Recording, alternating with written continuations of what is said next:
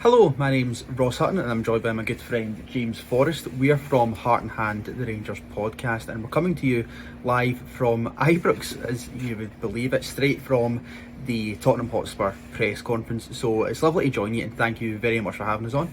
Thank you very much. Yes, we're just spoken with Ange Postecoglou and Radu Dragusin ahead of the game tomorrow evening as we record this, and you can see how cold it is, as I'm sure you can see my breath in the sky there. But yes, I wonder if it will be just as cold at Ibrox tomorrow and whether that will have an effect on how the game might go. I was going to say, I can think of somebody who might get a cold reception tomorrow, and that's definitely your manager, Ange Postecoglou, and he was asked about that in the press conference as well, and he's giving the impression that he's looking forward to it tomorrow night, as I'm sure you are as well. From our point of view, it's been a very mixed campaign between domestic and European fronts for Rangers.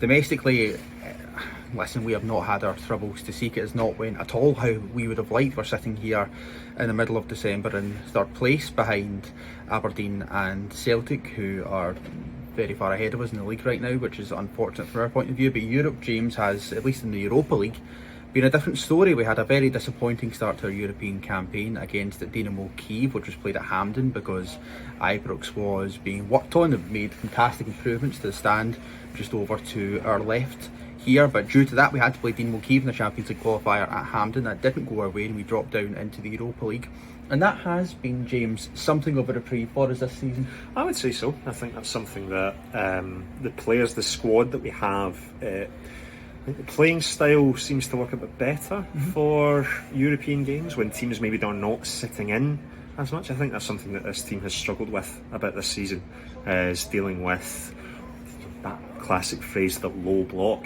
Now, what we know about tomorrow is that that's not something that Tottenham Hotspur are going to do. That's not how the manager is going to set up. They don't have the players for that sort of setup, no matter how many injuries Tottenham have, which by the sounds of it is quite a lot. Things have picked up a wee bit of late though, in domestic form. I think Philippe Clement, who very much seems wedded to a 4-2-3-1 setup, he's made a couple of tweaks of late which have improved things on the domestic front. What I would say is I don't expect us to continue with that going into this game tomorrow. I would expect that we will revert back to that more classic 4-2-3-1 setup. We have played Hamza Egeman and Danilo as strikers together really of late. I would be very surprised if we continued with that for the game, partly because Danilo is not in the European squad, so if he's playing tomorrow, that's a real problem for us. But in terms of who we might see in that game, injury-wise, it's been the same guys that have been injured for a wee bit. We're not going to be seeing guys like Rabbi Matondo or Tom Lawrence, things like that. But I think we'll certainly see maybe Nadim Bajrami coming back into the team, possibly playing as that number 10 or playing in the wider position as well, making sure people are not in the way there. It's very busy around here, as you can imagine. But yeah, I guess that's probably the lineup that I would expect. We'll see Bajrami on the left. Diamande will probably play as that number 10. He can play a number of different positions in the central midfield area. One of the most important things for us this season has been Václav Černý out on the right hand side. And if he is given the space in the final third to make an impact, then I would expect that he can possibly get the opportunity to get maybe even a goal or two in this game. I think that probably brings us on nicely to what kind of game that we're expecting tomorrow from a Rangers point of view, and James touched on it there. We are not, despite being at home, I would suspect, going to go all guns blazing and really go for it and try and take the game to Tottenham in that sense. I think tomorrow night, from a Rangers point of view, is about being disciplined, it's about being organised. I don't think there's any shame in us saying that Tottenham are a better side than Rangers, they have better players than Rangers, but I don't think that means that Rangers can't give Tottenham a bloody nose. Now maybe that's a wee bit of bravado going into the game on my end. This could come back to haunt me quite badly, but I think we've seen with Rangers in European campaigns gone by, particularly within the Europa League, that at home Rangers don't really have anyone to fear. We had a really disastrous Champions League campaign, in particular against English opposition in Liverpool. That Ibrox game was a bit of an absolute fiasco that evening. But in the Europa League, there is something about Rangers sides feeling confident going into these games. Ibrox is completely raucous. Everybody will be up for it from our point of view tomorrow evening. However, I don't think we go into it under any illusions about the quality of this Tottenham side. If Tottenham score early tomorrow, then we could be bang up against it and in trouble. But I think from a Rangers point of view, if we keep it tight, we remain disciplined, and maybe even nick a goal, then this place goes absolutely mental. And I believe that at that point we can maybe try and kick on and get a result. I think the good thing from our point of view, James, is our campaign so far in the Europa League has been so positive. Yeah.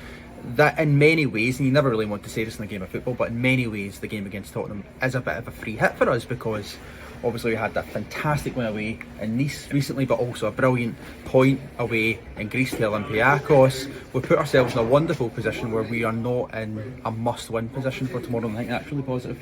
Yeah, that's right. We don't have the fear of, oh, what if we lose?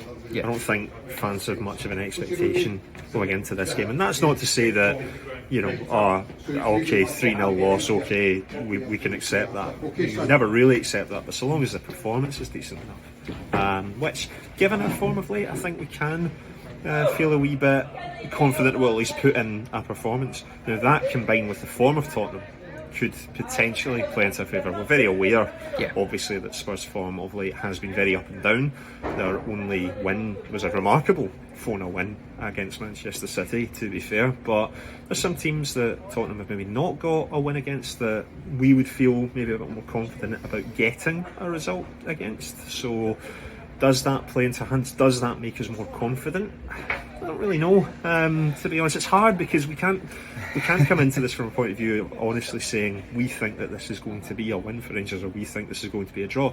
Any Tottenham fan that I've spoken to on the subject doesn't have a bravado or level of confidence of we'll win easily or things like that, which is surprising me, but I guess that's part of the form going into this game that Tottenham have that makes them a wee bit more wary.